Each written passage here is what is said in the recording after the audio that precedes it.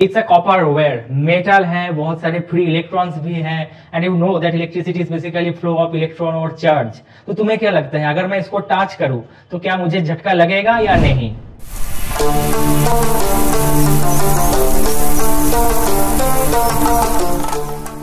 तो मैंने टच किया और बच भी गया, पर ऐसा क्यों? क्या इसका मतलब इसमें जो भी सारे इलेक्ट्रॉन्स हैं वो क्या रेस्ट में है? नहीं, ये तो असंभव है, क्योंकि कितना गर्मी है तो टेम्परेचर, सराउंडिंग टेम्परेचर बहुत ज्यादा ही है। अगर हम उसको 27 डिग्री सेंटीग्रेड भी मानेंगे तो केल्विन के हिसाब से around 300 kelvin, and you know 300 kelvin is like insane for those tiny electrons. इतने सारे टेम्परेचर की वजह से काइनेटिक एनर्जी गेन करेगी, because kinetic energy is proportional to temperature. तो इसके अंदर जितने भी सारे इलेक्ट्रॉन्स है ना, वो पागलों की तरह एक दूसरे के साथ लाखों करोड़ों कॉलिशंस कर रहे हैं। पता है तुम्हें, इतने सारे कॉलिशंस के बावजूद भी जब मैंने इसको टच किया तो मुझे शॉक क्यों नहीं लगा? इसका कारण यह है कि जितने भी सारे इलेक्ट्रॉन्स है, ऐसा नहीं रेस्ट में है, बहुत सारे लाखों करोड़ों कॉलिशंस के ये बहुत सारे कॉलिशंस कर रहे हैं। बट देखो, इसका जो डिस्प्लेसमेंट है ना वो जीरो है।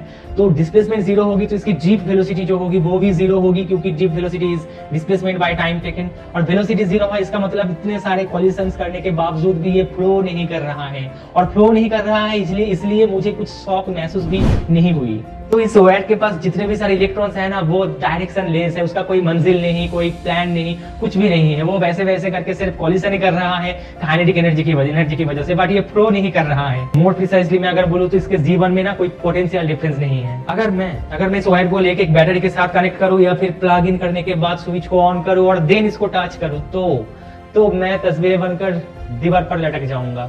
पर ऐसा क्यों हो गया इस इलेक्ट्रॉन्स को अचानक? अभी तो ये कुछ नहीं कर रहा है, क्योंकि जब भी मैंने इसको कनेक्ट किया ना, तुम जानते हो इसमें जो दो छेद है ना, इसमें क्या होती है, एक हायर वाला होती है और एक लोअर वाला होती है। इसका मतलब इसमें पोटेंशियल डिफरेंस है, और जब भी इस वायर के अक्रॉस में पोटेंशियल डिफरेंस होगी ना, तब धीरे धीरे करके इलेक्ट्रॉन्स फ्लो करने लगेगी।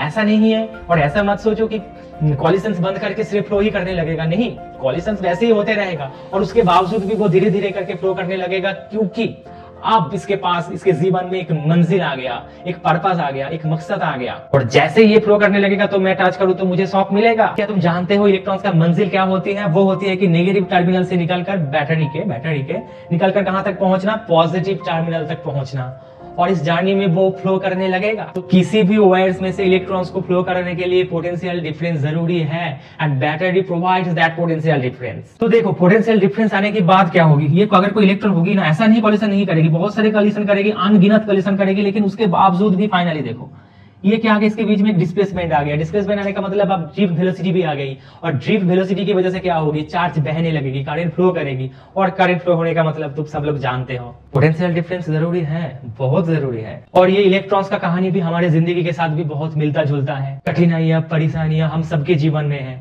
और ये कभी हमारा पीछा नहीं छोड़ेगा। तो इनसे डरना नहीं, हमेशा आंख में आंख डाल के सामना करना। समझ रहे हो? सोचो, पोटेंशियल डिफरेंस होने की वजह से अगर एक इलेक्ट्रॉन भी लाखों करोड़ों कॉलिशंस को सामना करते हुए धीरे धीरे अपनी मंजिल की तरफ बढ़ रहे हैं, तो तुम क्यों नहीं? तुम्हें भी करना होगा, डरना नहीं कभी जिंदगी में। क्या तुम मेहनत नहीं करते हो? क्या तुम काम नहीं करते हो? क्या तुम ट्यूशन नहीं जाते हो, स्कूल्स नहीं जाते हो, दिल लगा के पढ़ाई नहीं करते हो? तुम लोग ये सब कुछ करते हो क्योंकि तुम्हारी जिंदगी का एक पर्पस है, एक मकसद है, ड्रीम, डिजायर है, वो सपना जो तुम देखते हो, तुम्हारे माता पिता देखते हैं तुम्हारे बारे में, जिंदगी में कामयाब होने का, एक अच्छा इंसान बनने का। तो हमारे जिंदगी में भी पोटेंशियल है मेरे दोस्त, and you know what is that potential difference in our life? That potential difference is between who you are and who you would B.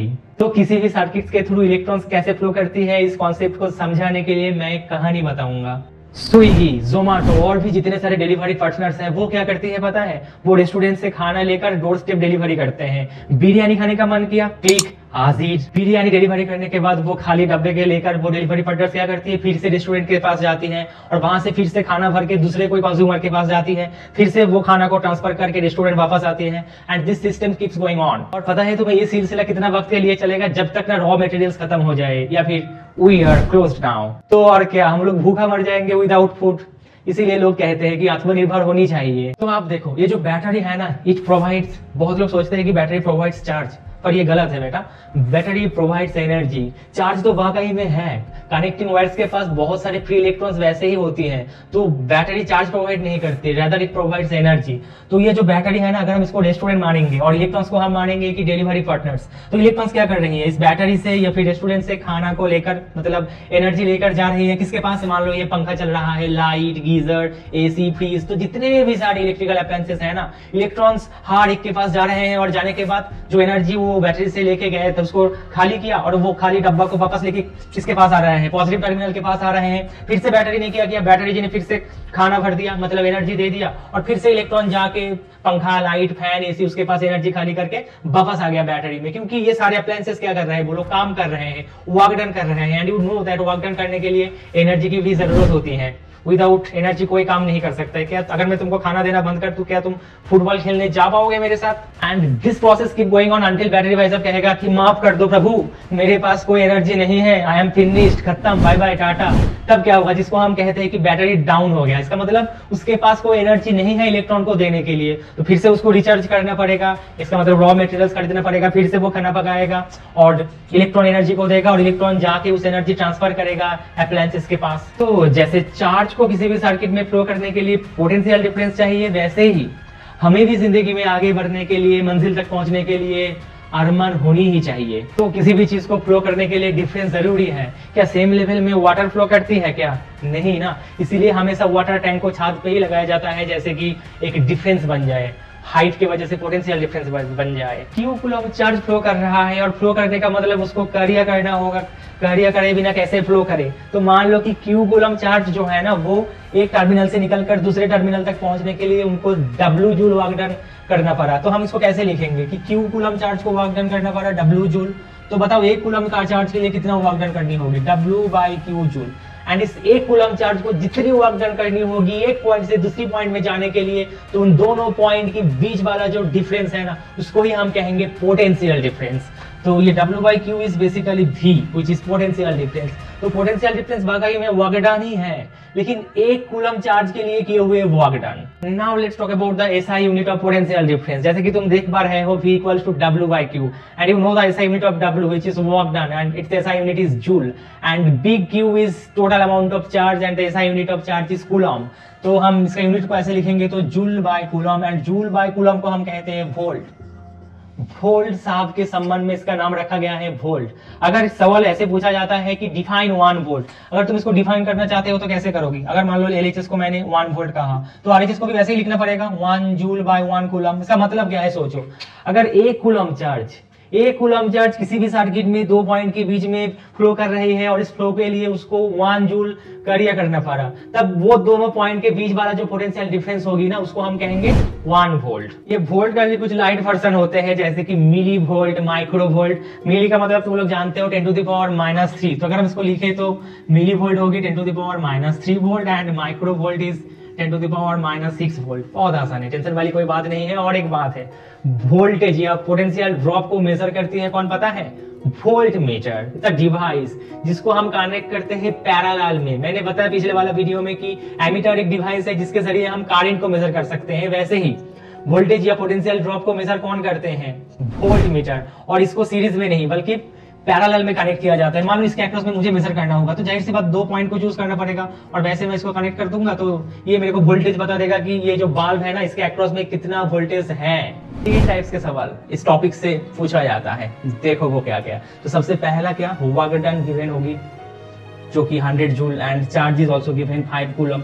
ऐसे सिंपल शब्दों में नहीं गिवन होगा, वहां तो कहानी ना लिखा होगा कुछ, ऐसे एक कंडक्टर, उसका 2 एंड, इतना कूलम चार्ज, ये कर रहा है, बहुत सारी कहानियां। बट हम लोगों ने सिंपल शब्दों में, आसान शब्दों में वैसे लिख के रखा कि वर्क डन है जो कि 100 जूल, और मान लो चार्ज गिवन होगी 5 कूलम। तो तुम्हें क्या करनी है, पोटेंशियल ड्रॉप कैलकुलेट करनी है। और वो कैसे करोगे, फॉर्मूला तो तुम्हें पता ही है, बहुत आसान, V = W/Q। तो सिर्फ क्या करनी है, डिवाइड कर दो, आंसर आ जाएगा। तो चलो हम करते हैं, देखो V = W/Q। W क्या है, 100, Q 5, सो 20 वोल्ट। अब चलो दूसरे सवाल की ओर बढ़ते हैं। वो क्या कह रहा है कि V 200 volt and Q 5 coulomb. तुम्हें क्या करना है, अब वर्क डन कैलकुलेट करना है। इसका मतलब ऐसे सवाल में कुछ लिखा होगा 5 coulomb charge is flowing between 2 point और potential difference which is 200 volt. Work done calculate करना पड़ेगा हमें। तो देखो अगर हम इसको क्रॉस मल्टीप्लाई करें ना तो ये क्या बनेगा, W equals to Q into V। तो क्या है भाई, इसमें दोनों को मल्टीप्लाई कर दो, 5 इंटू 200 व्हिच इज 1000 जूल।